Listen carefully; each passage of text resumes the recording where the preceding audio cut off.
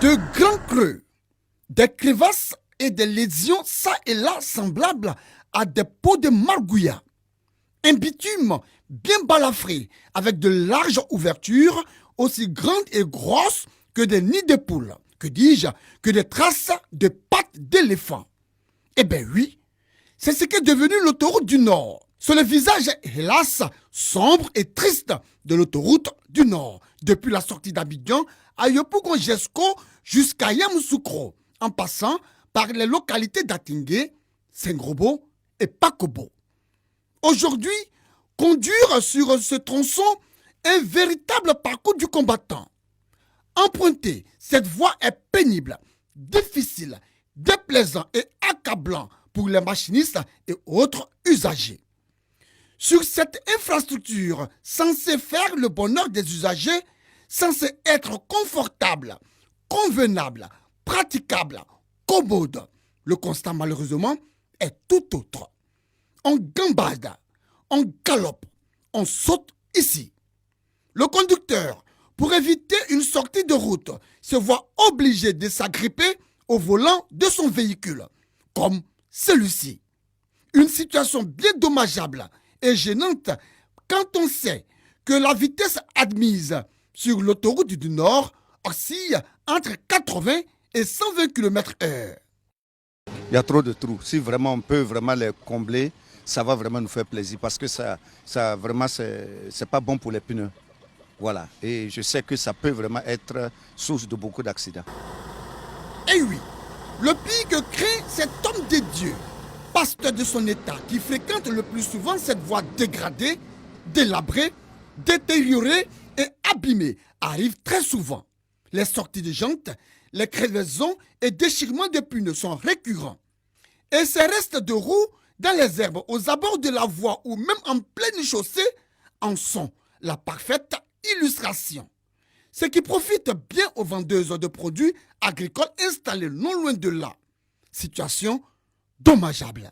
C'est quand les voitures là, leurs pneus là se pince qu'on prend pour déposer ici pour vendre. Il y a des fois quand ça se casse, on vient démonter le pneu là pour enlever et puis on demande, on nous donne. Souvent si on passe la route, le coin que ça soudé là, ça casse le pneu, ça ne nous arrange pas. Si le pneu est éclaté comme ça là, ça peut tomber camion.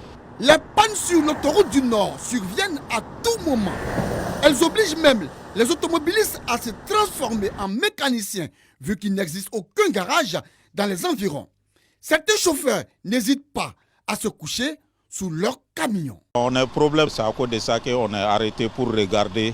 Et pourtant, existe bel et bien une structure étatique dont le rôle est d'assurer le financement des prestations relatives aux études et aux travaux d'entretien courant et périodique du réseau routier. Il s'agit bien du FER, Fonds d'entretien routier. Le FER doit non seulement maintenir en l'état toutes les routes nationales, mais aussi les routes internationales. La gestion des postes à péage est aussi de son ressort. Aujourd'hui, le FER a à son actif sur l'autoroute du Nord 4 postes à péage bien fonctionnels. Je répète, 4 postes à péage bien fonctionnels. Suivez donc mon regard. Au regard de l'état de dégradation très avancé de l'autoroute, cet automobiliste se pose des questions. On paye l'argent, on ne sait pas où ça va. Je ne suis pas content de payer le péage. Normalement, on paye le péage pour les routes qu'on paye le péage. Mais en tout cas, l'autoroute n'est pas stable. On constate que c'est comme un jeu de Awalé. Parce qu'il y a trop de trous. On peut faire une sortie de route facilement. La colle ou les bouchons posés par les rafistoleurs du fonds d'entretien routier FER est soit plus haut, soit plus bas. Toute chose qui rend la circulation inconfortable et désagréable. Ils sont nombreux, ces chauffeurs qui grognent, qui se plaignent de l'autoroute, surtout du tronçon Jesco-Pakobo. Alors, ces plaintes nous amènent, tout comme ces chauffeurs, à plusieurs interrogations. Que se passe-t-il réellement sur l'autoroute du Nord? Que faut-il au juste pour permettre aux usagers de circuler aisément sur l'autoroute du Nord? La route parle au conducteur, dit-on. Alors, pourquoi les signalisations, notamment les bandes blanches sur la chaussée, n'existent pas à certains endroits? Pourquoi l'autoroute du Nord n'est-elle pas bien entretenue? Devant toutes ces préoccupations et pour comprendre, avons nous adressé un courrier le mercredi 9 août passé à la direction générale du FER. Courrier, malheureusement, resté sans suite. Vu les désagréments, les ennuis, les écueils, les difficultés que cette partie de l'autoroute du Nord, jusqu'au Atengue Saint-Grobo, Pakobo, cause aux usagers. Vu les nombreux dégâts matériels et humains que ce tronçon a causés. Vu les nombreux accidents dont ont été victimes des usagers de la route.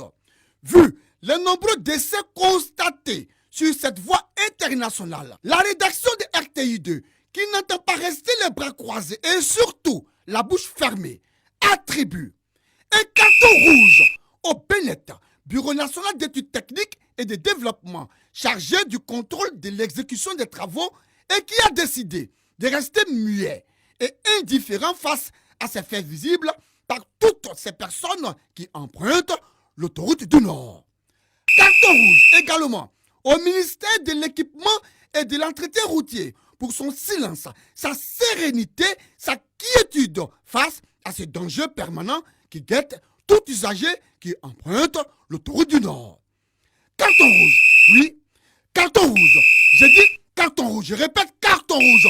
J'incite et je signe carton rouge au FER, fonds d'entretien routier qui visiblement n'entretient pas véritablement l'autoroute du Nord, que dis-je, notre autoroute. Vivement que l'entretien, le bon entretien du tronçon Jesco-Atengue, Saint-Grobo, Pakobo et même jusqu'à Yamoussoukro se fasse le plus rapidement possible pour la sécurité et le bonheur des usagers. Écoutez, ce n'est pas parce qu'on a fait un nouveau bébé qu'on délaisserait le premier. En tout cas, la rédaction de RTI2, pour sa part, a parlé. Que ceux qui ont des oreilles pour entendre, entendent.